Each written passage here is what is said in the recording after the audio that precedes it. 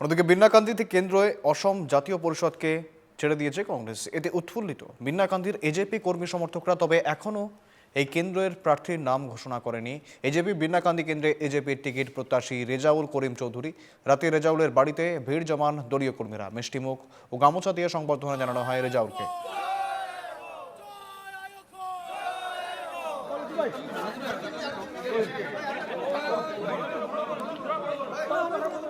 গতকাল দ্বিতীয় দফায় প্রার্থী তালিকা প্রকাশ কংগ্রেসের এবং ইতিমধ্যেই জোট শরিকদের জন্য 15টি আসন ছেড়ে দেওয়া হয়েছে। অগপর জন্য 11টি আসন বরাদ্দ রয়েছে।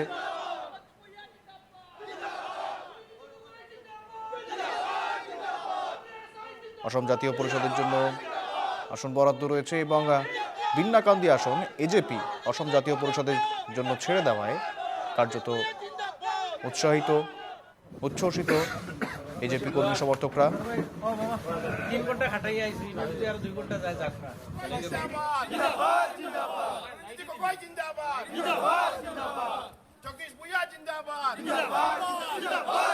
হয়, আজি কংগ্ৰেছে দ্বিতীয়খন প্ৰাৰ্থী তালিকা ঘোষণা কৰাৰ পিছত ইতিমধ্যে বিন্নাকান্দি সমষ্টিখন মিত্ৰদল অসম জাতীয় পৰিষদক এৰি দিয়াৰ খবৰ ইতিমধ্যে প্ৰকাশ পাইছে। আৰু এই খবৰ প্ৰকাশ পোৱাৰ পিছতে বিন্নাকান্দি সমষ্টিৰ অসম জাতীয় পৰিষদৰ যিগৰাকী প্ৰাৰ্থিত্ব প্ৰত্যাশী আছিলে ৰেজাউল কৰিম চৌধুৰী, তেওঁৰ ঘৰত যথেষ্ট লোকে ভিৰ কৰা পৰিলক্ষিত হৈছে আৰু তেওঁলোক আনন্দ উৎফুল্লিত কৰা পৰিলক্ষিত হৈছে। আৰু বৰ্তমান সামগ্ৰিক পৰিৱেশটো দেখুৱাবলৈ চেষ্টা কৰিছে। এয়া হৈছে অসম জাতীয় পৰিষদৰ যিসকল কৰ্মকৰ্তা আছে তেওঁলোকে আহি পেলাই ইতিমধ্যে ৰেজাউল কৰিম চৌধুৰীৰ ঘৰত আহি উপস্থিত হৈছে আৰু তেওঁলোকে এক প্ৰকাৰ আনন্দ উল্লাসত ভাগি পৰা পৰিলক্ষিত হৈছে। মই পোনপ্ৰথমে ৰেজাউল কৰিম চৌধুৰীৰ কাষলৈ যাম, যিহেতুকে তেওঁৰ নামটো ঘোষণা হোৱা নাই, কিন্তু তেওঁৱে একমাত্ৰ বিন্নাকান্দি সমষ্টিৰ প্ৰাৰ্থিত্বৰ দাবীদাৰ আছিল, গতিকে তেওঁৱে টিকট পাব বুলি পেলাই ইতিমধ্যে চৰ্চিত হৈছে। তেওঁৰ পৰা প্ৰতিক্ৰিয়া ল'ম। কি ক'ব? দেখা গৈছে যে আজি যিহেতুকে কংগ্ৰেছে দ্বিতীয়খন তালিকা প্ৰকাশ কৰিছে আৰু বিন্নাকান্দি সমষ্টিখন অসম জাতীয় পৰিষদক এৰি দিছে আৰু আপুনি প্ৰথম প্ৰাৰ্থিত্ব প্ৰত্যাশী অকলে আছে আৰু কোনো নাই, গতিকে আপুনি নিশ্চয় প্ৰাৰ্থিত্ব পাব। এই ক্ষেত্ৰত আপুনি কিদৰে আগবাঢ়িব বা আপোনাৰ প্ৰথম প্ৰতিক্ৰিয়াটো কি হ'ব? সৰ্বপ্ৰথম মই আপোনাক এনকে টিভিক ধন্যবাদ জনাইছোঁ। কংগ্ৰেছ দলৰ মিত্ৰজোঁটৰ যিখন তালিকা আজি তেওঁলোকে ঘোষণা কৰিছে, ৰিটাৰ্ণ ঘোষণা কৰিছে, তাক মই সৰ্বপ্ৰথম আমাৰ দলৰ সন্মানীয় সভাপতি লুৰিণজ্যোতি গগৈ ডাঙৰীয়াক আন্তৰিক অভিনন্দন জনাইছোঁ। তেখেতে আমাক বৰ বিশ্বাস কৰি বিন্নাকান্দি সমষ্টিখন কংগ্ৰেছ দলৰ পৰা বিচাৰিছিলে আৰু কংগ্ৰেছে স্ক্ৰিনিং কমিটিয়ে বিভিন্ন পৰ্যায়ৰ তেওঁলোকৰ গ্ৰাছৰুট লেভেলৰ খবৰ বা তেওঁলোকৰ যিটো হেৰি হয় ৰিপৰ্টিং লৈ পেলাই তেওঁলোকে বিবেচনা কৰি বিন্নাকান্দি যে AIUDF দলক আমাৰ মিত্ৰজোঁটৰ হৈ পেলাই জাতীয় পৰিষদেই পাৰিব জাহাজৰ চিহ্নত, সেইটো বিবেচনা কৰাৰ কাৰণে মই সৰ্বপ্ৰথমে APCCৰ সভাপতি গৌৰৱ গগৈ ডাঙৰীয়াক আন্তৰিক অভিনন্দন জ্ঞাপন কৰিছোঁ। CLP লিডাৰ দেৱব্ৰত শইকীয়া ডাঙৰীয়াক ধন্যবাদ জনাইছোঁ। ৰকিবুল হুছেইনক ধন্যবাদ জনাইছোঁ।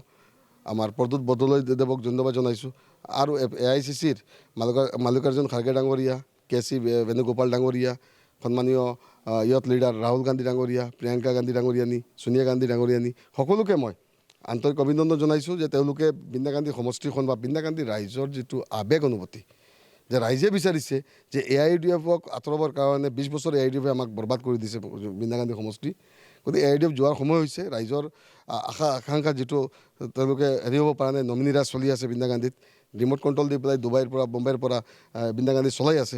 সেই ৰাইজে সেইটো পৰিত্যাগ বিচাৰিছে, চেঞ্জিং বিচাৰিছে। আমি আশাবাদী এইবাৰ বিন্নাকান্দি ৰাইজে বিন্নাকান্দি পৰিৱৰ্তনৰ দিশত গৈ আছে, বিন্নাকান্দি দুবুৰীৰ দিশত গৈ আছে।